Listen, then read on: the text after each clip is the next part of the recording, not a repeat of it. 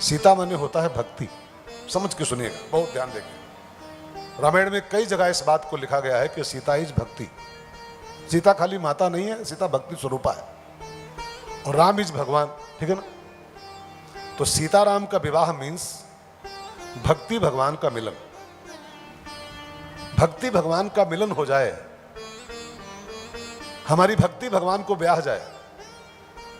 जनक की सीता राम जी को ब्याह गई तो जनक कृतकृत्य हो गए। मानस में लिखा है, जब जानकी जी को जयमाला हो गया ना राम जी के साथ, तो जनक जी उस दृश्य को देख के कृतकृत्य फील कर रहे थे, मैं धन्य हो गया। तो जिसकी जिसकी सीता को राम जी ब्याह लें, स्वीकार कर लें कि तुम्हारी भक्ति हमको स्वीकार है, बस वो आदमी धन्य हो जाता है। जैसे मैं इसको थोड़ा लौकिक दृष्टांत में सुनाऊं आपको। जैसे कोई हमारा भोजन का निमंत्रण करे, ठीक है ना, कोई आदमी करे कि महाराज जी आपको कल हमारे भोजन करना है, मान लो फर्ज करो, हम कह दें यस आ जाएंगे, हो जाए, रात भर तैयारी करे बेचारा, दही बड़ा ये सब बनाए, पूड़ी सब्जी कचौड़ी, ध्यान देके सुनिएगा। और हम सवेरे सो के उठे, हमारा पेट खराब हो, बाई चांस स्वास्थ्य खराब हो जाए, और रात भर जागा हो, रात भर बनाया हो भोजन, तैयारी किया हो, इंतजार कर रहा हो महाराज जी आते होंगे है ना। हम एकदम फोन कर दें, सॉरी भैया आज तो हमारा तबीयत ठीक नहीं, आज नहीं आ पाएंगे, तो सोचो उस पर क्या बीतेगी, है ना। जो रात भर जागा है, तैयारी किया है, महाराज जी का हमारा भोजन कल है, हम अचानक मना कर दें नहीं आ रहे, तो उस पर क्या बीतेगी। ध्यान देके सुनिए। ऐसे ही हम पूजा करें, पाठ करें, दान करें, पुण्य करें, गंगा नहाएं, ये सब भक्ति है हमारी। हमारी आपकी सीता यही है, सबकी अपनी अपनी सीता होती, और हम ये करें सब, लेकिन भगवान लास्ट में कहते हैं हमको आपकी भक्ति स्वीकार नहीं, जाओ, हम इसको नहीं कबूल करते, तो आपका सब क्या करा है बेकार हो। तो जिसकी जिसकी सीता को राम ब्याह लें कि तुम्हारी सीता को हम स्वीकार कर रहे हैं, जान लो धन्य हो गया, उसका जीवन कृतकृत्य हो गया। तो जनक की सीता को राम ने स्वीकार कर लिया, ब्याह ले गए, यही राम विवाह का मैसेज है। लेकिन एक बात बहुत गंभीरता पूर्वक शुरू में ही फीड कर लो, तब मैं कहानी में आ जाऊं। जो स्टोरी है उसको सुनाऊं आपको।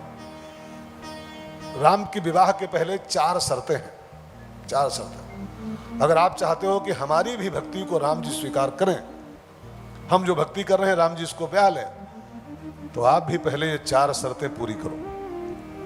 जो व्यक्ति 4 शर्तें पूरी कर लेगा, उसकी सीता को राम जी ब्याह लेंगे, तब वो धन्य हो जाएगा। कौन कौन 4 काम?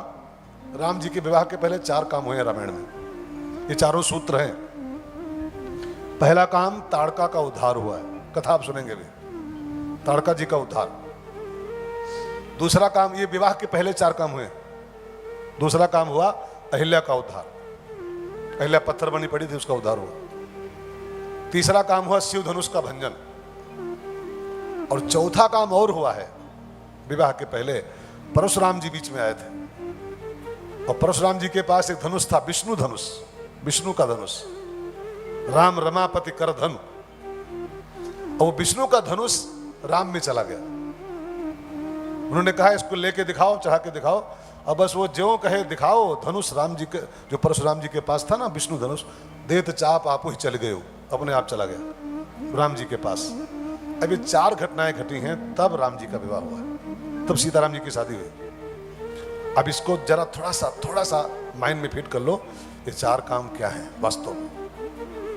तड़का थोड़ा कठिन पड़ रहा होगा सुनने में, लेकिन सुनोगे तभी तो असली बातें समझ में आएंगी। बाकी स्टोरी तो आपको जवानी याद है, सुनो राम कहानी, है ना। ऐसे ऐसे गाने चले, सुनो जी राम कहानी, पूरी राम कहानी उसमें है। एक थे एक राम एक रावन्ना, एक छत्री एक बामन्ना, और उनने उनकी नार चुराई, और उनने उन पे करी चढ़ाई, और राम ने मारो रावन्ना, और तुलसी लिख गए पोथन्ना। तो कहानी खाली तो पथन्ना है, खाली कहानी। हमको आपको ये समझ के कथा सुननी है, तब ये कथा आपको कुछ करेगी, जीवन में कुछ काम करेगी। तो ये 4 काम कौन कौन से हैं, बहुत वैज्ञानिक अर्थों में इसको पहले सुन लो।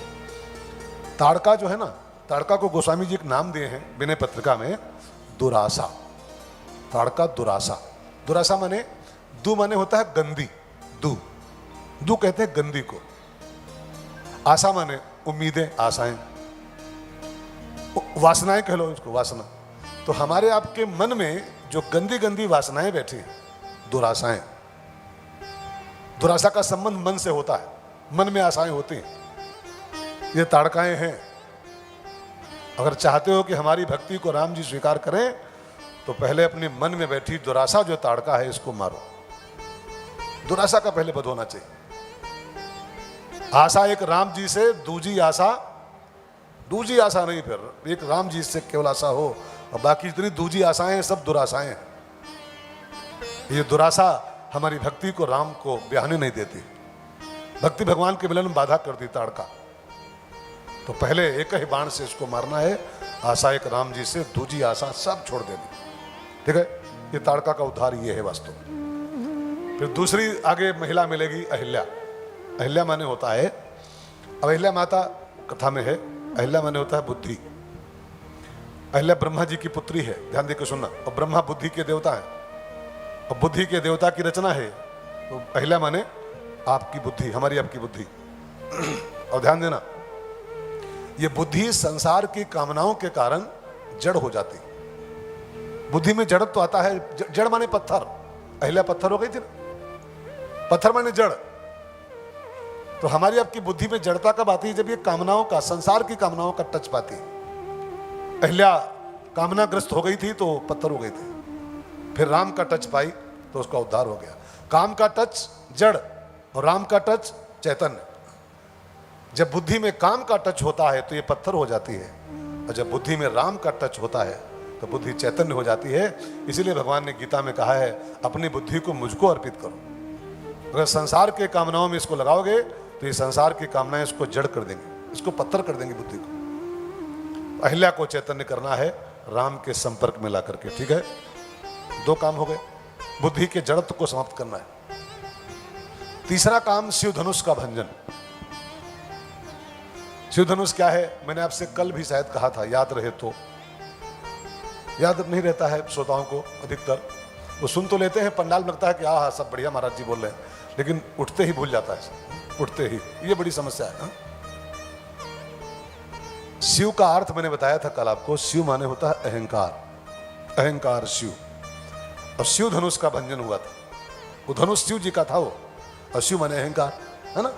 तो अहंकार के धनुष का भंजन हो, मन की वासनाओं का समन हो, बुद्धि के जड़ता का समापन हो, चेतनता इसमें आए, अहंकार का भंजन हो गुरु कृपा से, अहंकार का भंजन।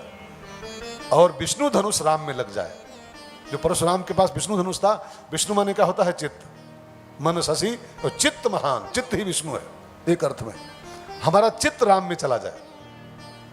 अब चार काम हो गए, मन की वासनाओं का समन, बुद्धि की जड़ता का उद्धार, अहंकार के धनुष का भंजन और चित्त का राम में समावेश। तो ये चार काम जहां हम पूरे कर लेंगे, चार काम, तो हमारी सीता को राम जी स्वीकार कर लेंगे, हमारी सीता को राम जी ब्याह लेंगे, और तो हमारा जीवन धन्य हो जाएगा। ये राम विवाह की कथा का वैज्ञानिक अर्थ है।